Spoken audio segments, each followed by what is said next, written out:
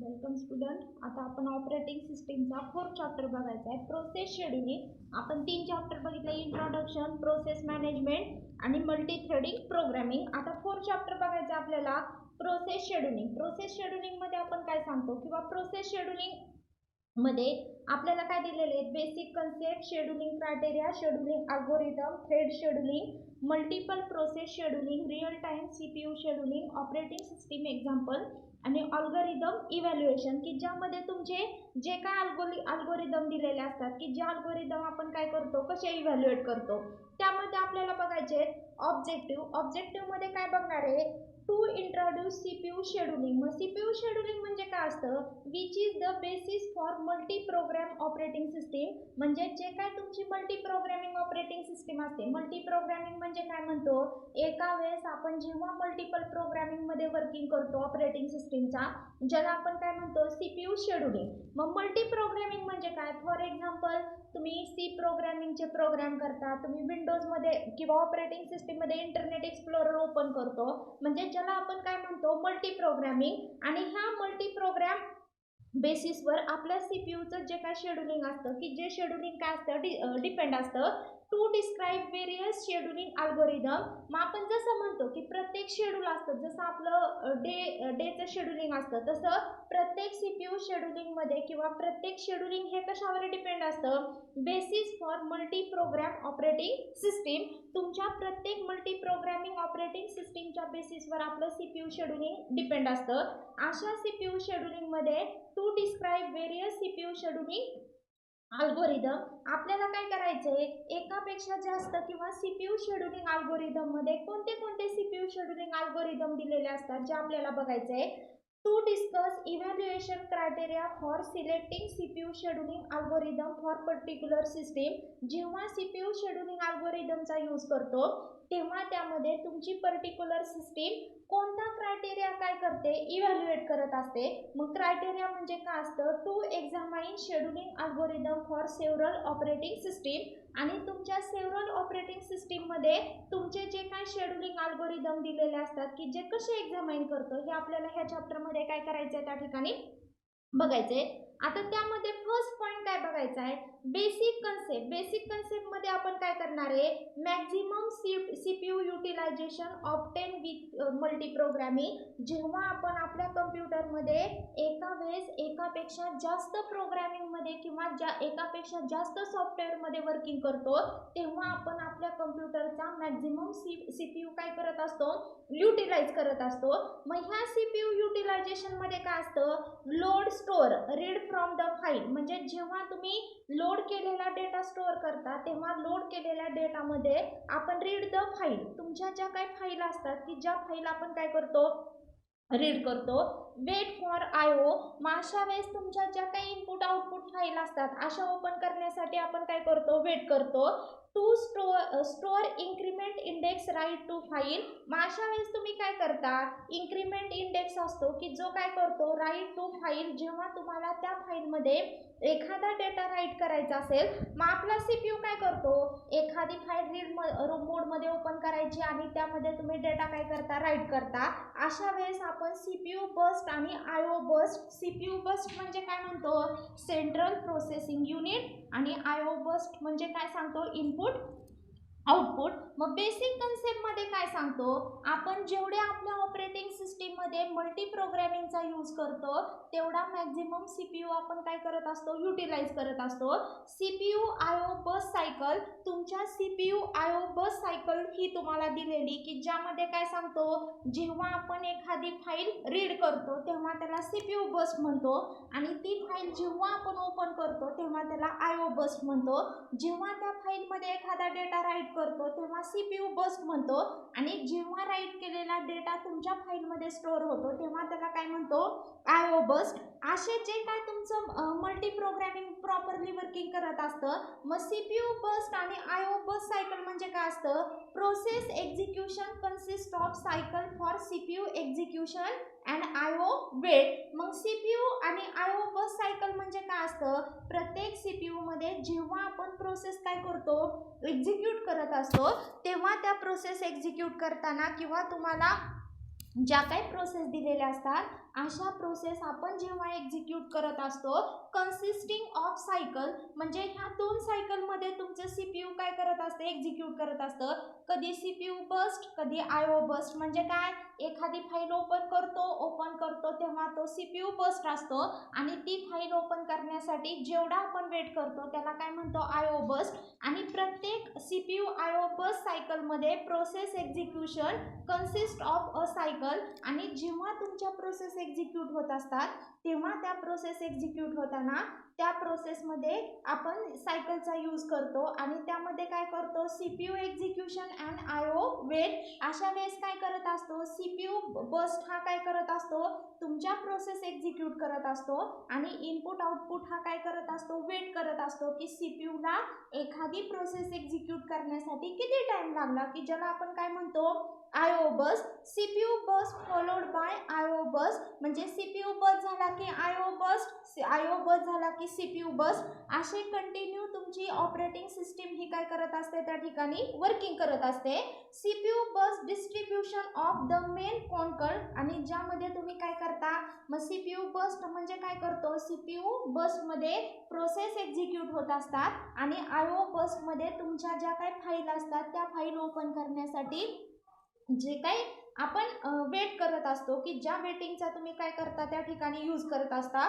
Histogram of CPU burst time. मग CPU burst time मध्ये काय सांगतो, large number of short CPU burst and small number of long CPU burst. म्हणजे ज्यामध्ये काय दिलेले आहे, बस ड्युरेशन आणि फ्रिक्वेन्सी. बस ड्युरेशन म्हणजे काय, बस टाइम म्हणजे काय, एखादी प्रोसेस एक्झिक्यूट होण्यासाठी त्या प्रोसेसला जो टाइम लागलेला असतो त्याला म्हणतो आपण CPU burst time. For example, प्रत्येक सीपीयूचा बस टाइम हा नेहमी मिली सेकंडमध्ये दिलेला असतो. IO bound program typically many short CPU burst आणि CPU bound program might have few long CPU burst. म्हणजे प्रत्येक आयओ बाउंड प्रोग्राम मध्ये शॉर्ट सीपीयू बस टाइम असतो आणि सीपीयू बाउंड प्रोग्राम मध्ये लॉंग सीपीयू बस टाइम दिलेला असतो. मग सीपीयू शेड्यूलर म्हणजे काय असतं, शेड्यूलर म्हणजे आपण बघितलेलं किंवा प्रोसेस मॅनेजमेंट मध्ये आपण बघितलेलं की शेड्यूलर म्हणजे काय असतं, 3 टाईपचे शेड्यूलर असतात, short term scheduler, long term scheduler आणि मिडल टर्म शेड्यूलर. मग त्यामध्ये मीडियम टर्म शेड्यूलर. मग शॉर्ट टर्म शेड्यूलर काय करत असतो, select from among the process in ready queue. प्रत्येक रेडी क्यू मध्ये काय केलं जातं, शॉर्ट टर्म शेड्यूलर मध्ये प्रत्येक रेडी क्यू मध्ये तुमच्या जेवढ्या प्रोसेस असतात अशा प्रोसेस आपण काय करतो, सिलेक्ट करतो आणि रेडी क्यू हा काय करतो, स्टोअर द प्रोसेस किंवा load the process inside main memory. प्रत्येक मेन मेमरी मध्ये तुमचे जे काही प्रोग्राम दिलेले असतात असे प्रोग्राम आपण काय करतो, त्या ठिकाणी इनसाइड मेन मेमरी मध्ये लोड करत असतो. शॉर्ट टर्म शेड्यूलर काय करतो, select from among the process in ready queue. तुमच्या जेवढ्या प्रोसेस आलेल्या असतात सीपीयू मध्ये अशा सगळ्या प्रोसेस रेडी क्यू काय करतो, सिलेक्ट करतो and allocate the CPU to the one of them. आणि प्रत्येकाला जो काय तुमचा सीपीयू असतो तो सीपीयू मध्ये काय करायचे, ते अलोकेटेड करायचे. Queue may be order in various way. प्रत्येक क्यू काय करत असतो, ऑर्डर इन व्हेरियस वे, वेगवेगळ्या ऑर्डर मध्ये काय करत असतो, प्रत्येक प्रोसेस ह्या काय करत असतो, सिलेक्ट करत असतो. मग काय करतो, CPU scheduling decision may take place when a process. मग सीपीयू शेड्यूलिंग काय करतो, प्रत्येक सीपीयू शेड्यूलिंग मध्ये तुम्ही शॉर्ट टर्म शेड्यूलरचा यूज करता. शॉर्ट टर्म शेड्यूलर काय करतो, select from among the processes in a ready queue. प्रत्येक रेडी क्यू मधल्या तुमच्या ज्या काही प्रोसेस असतात अशा प्रोसेस तुम्ही शॉर्ट टर्म शेड्यूलर मध्ये काय करता, सिलेक्ट करता and allocated CPU to one of them. आणि प्रत्येकाला तुमचा सीपीयू काय करायचा, त्या ठिकाणी अलोकेटेड करायचा.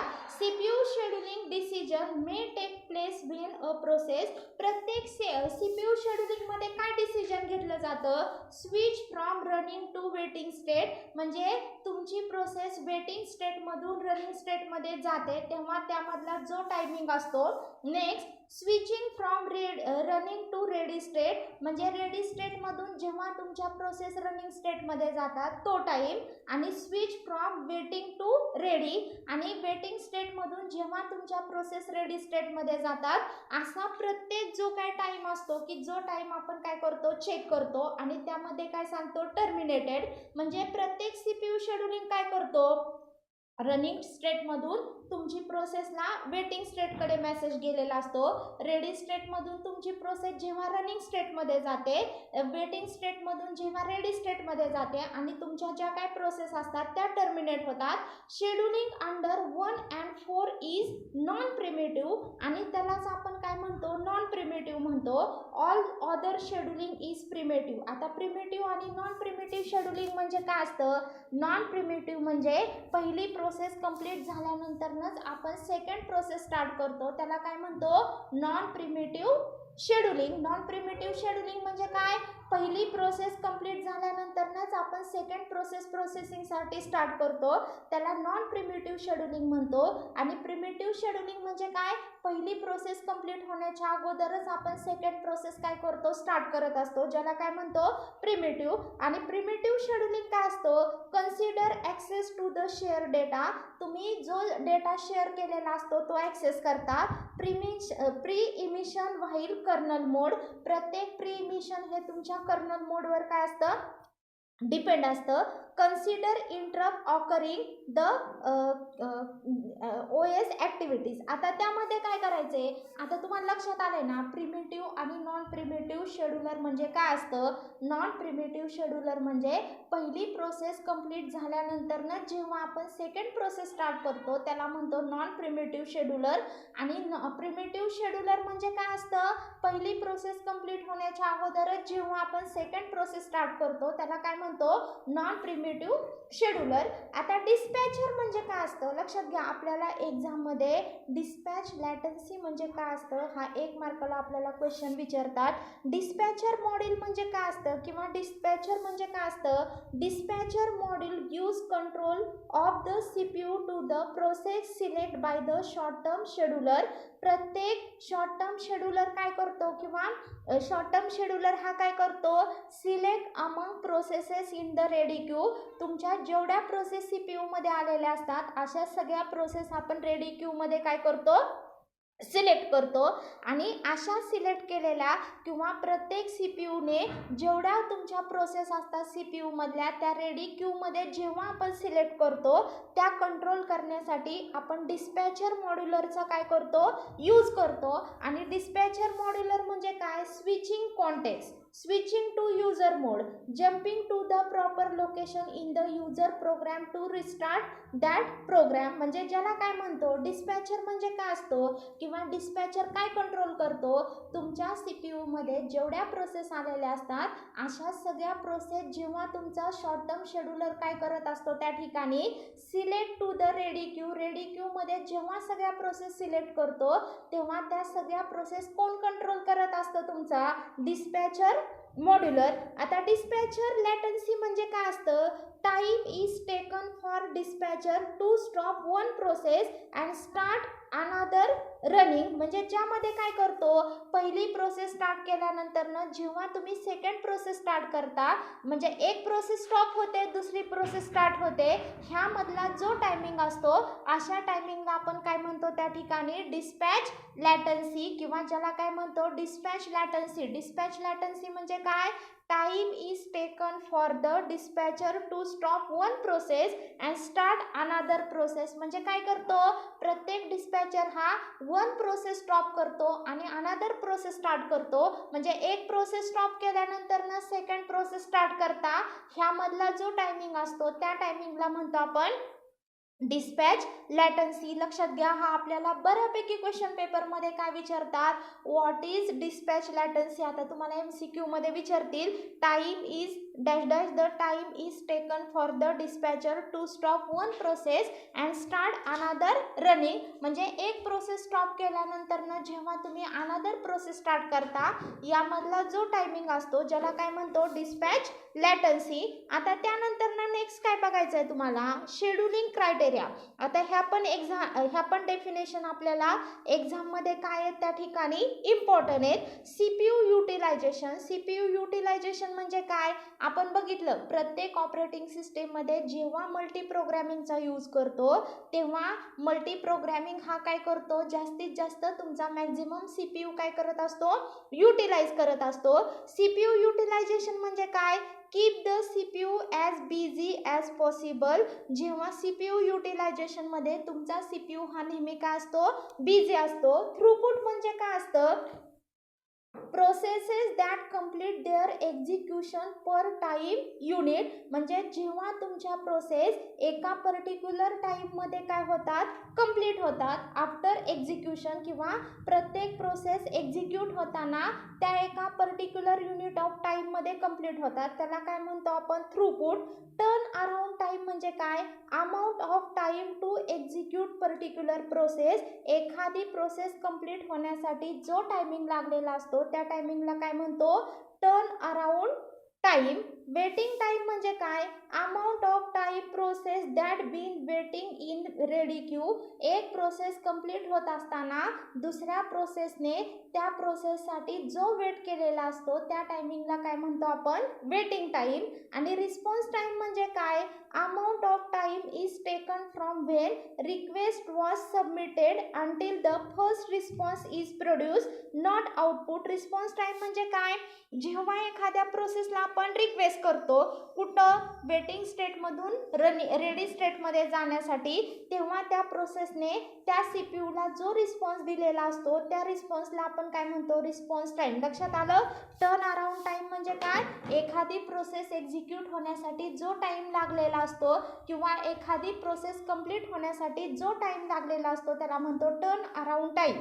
थ्रूपुट म्हणजे काय, एखादी प्रोसेस कंप्लीट होण्यासाठी जो एक्झिक्युशन टाइम आपण टाइम युनिटमध्ये काय करतो, पर युनिट टाइम, म्हणजे किती सेकंदामध्ये ती प्रोसेस कंप्लीट झालेली त्याला म्हणायचं थ्रूपुट. टर्न अराउंड टाइम म्हणजे काय, amount of time to execute particular process. एखादी पर्टिक्युलर प्रोसेस कंप्लीट होण्यासाठी त्या प्रोसेसला जो टाइम लागलेला असतो ज्याला आपण काय म्हणतो त्या ठिकाणी turn around time. Waiting time म्हणजे काय, amount of time process has been waiting in ready queue. एखादी प्रोसेस प्रोसेसिंगसाठी गेल्यानंतरनं दुसऱ्या प्रोसेसने रेडी क्यूमध्ये त्या प्रोसेससाठी जो वेटिंग केलेला असतो त्याला म्हणायचं वेटिंग टाइम. फॉर एक्झाम्पल, एखादा पर्सन इंटरव्ह्यूला गेला, त्याने जर 10 मिनिटं काय केला, त्याचा इंटरव्ह्यू चालला, म्हणजे दुसऱ्या पर्सनने 10 मिनिटं काय केला, वेटिंग केला, म्हणजे तो त्याचा काय झाला, वेटिंग टाइम झाला. रिस्पॉन्स टाइम म्हणजे काय, जेव्हा आपण एखाद्या सीपीयूला रिक्वेस्ट करतो आणि ती रिक्वेस्ट सबमिट झाल्यानंतरनं त्या प्रोसेसने त्या सीपीयूला जो फर्स्ट रिस्पॉन्स दिलेला असतो तो टाइम म्हणजे आपण ज्याला काय म्हणतो, रिस्पॉन्स टाइम. असा शेड्यूलिंग क्रायटेरियामध्ये 5 criteria throughput, turn around time, waiting time, response time. ह्या एक्झामच्या ह्याने आपल्याला इम्पॉर्टंट आहे. डिस्पॅच लॅटन्सी म्हणजे काय असतं, CPU utilisation, throughput, turn around time, waiting time, response time. आता सीपीयू अल्गोरिदम ऑप्टिमायझेशन क्रायटेरिया, मग ज्यामध्ये आपण काय करतो, सीपीयू शेड्यूलिंग ऑप्टिमायझेशन क्रायटेरियामध्ये मॅक्झिमम सीपीयू युटिलायझेशन, जास्तीत जास्त तुम्ही सीपीयू काय करता, युटिलाइज करता. आपण बघितलं प्रत्येक ऑपरेटिंग सिस्टीममध्ये जेव्हा मल्टी प्रोग्रॅमिंगचा यूज करतो तेव्हा त्या मल्टी प्रोग्रॅमिंगमध्ये आपण मॅक्झिमम सीपीयू युटिलाइज करतो, मॅक्झिमम थ्रूपुट असतो, मिनिमम टर्न अराउंड टाइम असतो, मिनिमम वेटिंग टाइम असतो आणि मिनिमम काय असणार आहे त्या ठिकाणी तुमचा रिस्पॉन्स टाइम असणार आहे, किंवा जे काय रिस्पॉन्स टाइम दिलेला असतो असा रिस्पॉन्स टाइमचा आपण काय करतो. आता फर्स्ट शेड्यूलिंग अल्गोरिदम आपल्याला बघायचा आहे. First come first serve scheduling म्हणजे ज्यामध्ये काय सांगणार आहे, पहिली प्रोसेस, जी प्रोसेस सगळ्यात पहिल्यांदा सीपीयू मध्ये आलेली असते ती सगळ्यात पहिल्यांदा आपण काय करतो, सीपीयू शेड्यूलिंगसाठी घेतो, ज्याला काय म्हणतो फर्स्ट कम फर्स्ट सर्व. आणि फर्स्ट कम फर्स्ट सर्व मध्ये काय दिलेलं आहे तुम्हाला, किंवा फर्स्ट कम फर्स्ट सर्व मध्ये काय करतो, जसं आपण बघतो क्यू काय करतो, फर्स्ट इन फर्स्ट आउट. जी प्रोसेस सगळ्यात पहिल्यांदा आलेली असते ती सगळ्यात पहिल्यांदा बाहेर पडते. आणि स्टॅकमध्ये काय करतो, फर्स्ट इन लास्ट आउट. जी प्रोसेस सगळ्यात पहिल्यांदा आलेली असते ती सगळ्यात उशिरा काय होते, लास्टला बाहेर पडते. आता first come first serve scheduling म्हणजे काय, जी प्रोसेस सगळ्यात पहिल्यांदा तुमच्या CPU मध्ये आलेली असते ती सगळ्यात पहिल्यांदा काय होते, बाहेर पडते. फॉर एक्झाम्पल तुम्हाला 3 प्रोसेस दिलेल्या आहेत, P1 P2 P3, बस टाइम किती दिलेला आहे, 24:3:3. Suppose that process arrive in a order. Arrive म्हणजे काय, तुमच्या ज्या काही प्रोसेस दिलेल्या आहेत त्या प्रोसेसचा अरायवल टाइम कसा दिलेला आहे, आधी P1 प्रोसेस आलेली, त्यानंतरनं P2 प्रोसेस आलेली, त्यानंतरनं काय आलेली तुमची P3 प्रोसेस आलेली. The Gantt chart of the scheduler is. अशा वेळेस तुम्हाला आता एक्झाममध्ये आपल्याला क्वेश्चन विचारणार नाही, फक्त आपल्याला एखादा टाइम काय करा, कॅल्क्युलेट करायला विचारतील. आपण ते लेक्चर घेऊ. आता मी सांगते, फक्त तुम्ही चेक करायचं. Suppose that process arrive. मग लक्षात घ्या, प्रोसेस बस टाइम, प्रोसेस कोणत्या, P1 P2 P3, बस टाइम किती दिलेला आहे, 24:3:3. Suppose that the processes arrive in order P1 P2 P3. तुमच्या प्रोसेस कशा अराइव्ह झालेल्या आहेत, आधी P1 प्रोसेस आलेली, त्यानंतरनं P2 प्रोसेस आलेली, त्यानंतरनं काय आलेली तुमची P3 प्रोसेस आलेली. The Gantt chart for the scheduler is. अशा वेळेस तुम्हाला त्या प्रोसेसचा गॅन्ट चार्ट जर ड्रॉ करायचा असेल तर प्रत्येक प्रोसेसचा अरायवल टाइम हा नेहमी काय असतो, 0 असतो. आता P1 प्रोसेस कंप्लीट होण्यासाठी किती टायमिंग लागलेला आहे तुम्हाला, 24. म्हणजे 0 पासून 24 मिली सेकंड पर्यंत तुमची कोणती प्रोसेस कंप्लीट झालेली, P1. त्यानंतर ना P2 चा किती दिलेला आहे तुमचा, 3 दिलेला आहे. मग काय होणार आहे, 24 सेकंदापासून पुढचे 3 सेकंद कोणते, P2. म्हणून काय करायचं, 24 + 3 म्हणजे P2 प्रोसेस कंप्लीट होण्यासाठी किती टाइम लागला तुम्हाला, 27. लक्षात आलं. म्हणजे P1 चा बस टाइम 24 दिलेला आहे, त्यामध्ये P2 चा बस टाइम किती ऍड केला आपण, 3. मग 24 + 3 किती येणार, 27. त्यानंतर ना प्रोसेस कोणती घेतली, P3 चा पण बस टाइम 3 दिलेला आहे, 27 + 3 किती आलेला आहे, 30 आलेला आहे. मग वेटिंग टाइम फॉर, मग वेटिंग टाइम काय येणार आहे, P1 प्रोसेसचा वेटिंग टाइम किती आला, 0 आला. P2 प्रोसेस टाइमने किती, म्हणजे 0 पासून 24 सेकंदापर्यंत P2 प्रोसेसने काय केलेलं आहे, वेटिंग केलेलं आहे. म्हणून P1 चा वेटिंग टाइम 0 आलेला आहे, P2 चा वेटिंग टाइम किती आलेला आहे, 24 आलेला आहे. आणि P3 चा वेटिंग टाइम किती आलेला आहे, 27. कारण P3 ने काय केलेलं आहे, P1 आणि P2 असे दोन्हीचे काय केलेले आहेत, वेटिंग केलेले आहेत. Average waiting time. आता ॲव्हरेज वेटिंग टाइम जर कॅल्क्युलेट करायचा असेल तर फॉर्म्युला लक्षात घ्या, टर्न अराउंड टाइम किंवा finish time minus starting time. लक्षात आलं. म्हणजे जी प्रोसेस तुमची स्टार्ट झालेली असते त्यामधला जो टाइम असतो त्याला आपण काय म्हणतो. आता ॲव्हरेज वेटिंग टाइम कसा कॅल्क्युलेट करतो, फिनिश टाइम मायनस काय सांगायचं त्यामध्ये, अरायवल टाइम. मग फिनिश टाइम कधी झालेली P1 प्रोसेस कंप्लीट, किंवा ज्यामध्ये काय सांगतो वेटिंग टाइम कसा कॅल्क्युलेट करतो आपण, starting time minus arrival time. लक्षात घ्या, वेटिंग टाइमचा फॉर्म्युला काय आहे, waiting time is equal to starting time minus arrival time. मग काय आहे, P1 चा अरायवल टाइम किती किंवा स्टार्टिंग टाइम किती, 0 मायनस अरायवल टाइम किती दिलेला आहे, 0. मग किती येणार, 0 - 0 किती, 0 प्लस P2 चा अरायवल टाइम स्टार्टिंग टाइम किती, 24 मायनस अरायवल टाइम किती दिलेला आहे, 0. म्हणजे किती येणार, 24 - 0 म्हणजे किती आलं, 24 प्लस P3 चा किती starting time 27 minus arrival time किती दिलेला आहे, 0. म्हणजे किती येणार, 27 - 0 इज इक्वल टू 27. त्या तिन्हींची काय करणार आपण, डिवाइड बाय 3. डिवाइड बाय 3 म्हणजे काय, ॲव्हरेज टाइम जर तुम्हाला कॅल्क्युलेट करायचा असेल तर फॉर्म्युला काय असणार आहे, average waiting time is equal to starting time minus arrival time divide by number of process. असा प्रत्येक प्रोसेसचा काढला. मग 24 + 27 किती येणार आहे त्या ठिकाणी, 51 डिवाइड बाय 3 किती येणार आहे, इज इक्वल टू 17. म्हणजे ॲव्हरेज वेटिंग टाइम किती आला आपला त्या ठिकाणी, 17. Suppose that process arrival in the order. आता तुम्हाला प्रोसेसचा काय दिलेला आहे, अरायवल टाइम दिलेला आहे. सपोज तुमच्या प्रोसेस अशा अरायवल झालेल्या आहेत, P2, P3 आणि P1. मग त्यामध्ये वेटिंग टाइम दिलेला आहे. P1चा वेटिंग टाइम 6 दिलेला आहे, P2चा 0 दिलेला आहे. मग असे तुम्हाला जे काय एक्झाम्पल दिलेले आहेत की जे आपण काय करतो त्या ठिकाणी चेक करतो किंवा आपल्याला जे काय वेटिंग टाइम दिलेला असतो की जो काय करतो कॅल्क्युलेट करतो. ॲव्हरेज वेटिंग टाइमचा फॉर्म्युला काय आहे? Average waiting time is equal to starting time minus arrival time divide by number of process. प्रत्येक प्रोसेसचा जो काय तुम्हाला टाइम दिलेला असतो. Short process behind long process, म्हणजे ज्यामध्ये काय करतो प्रत्येक शॉर्ट प्रोसेस असतात आणि ज्यामध्ये तुमच्या ज्या काही प्रोसेस दिलेल्या असतात की ज्या प्रोसेस आपण काय करतो त्या ठिकाणी चेक करतो. आता नेक्स्ट लेक्चरला आपल्याला बघायचं आहे short HJF, round robin algorithm आणि प्रायोरिटी अल्गोरिदम. आणि ज्यामध्ये आपल्याला काय करायचं आहे, आता आज आपण काय बघितलं किंवा ह्या चॅप्टरमध्ये आपण काय केलेलं आहे त्या ठिकाणी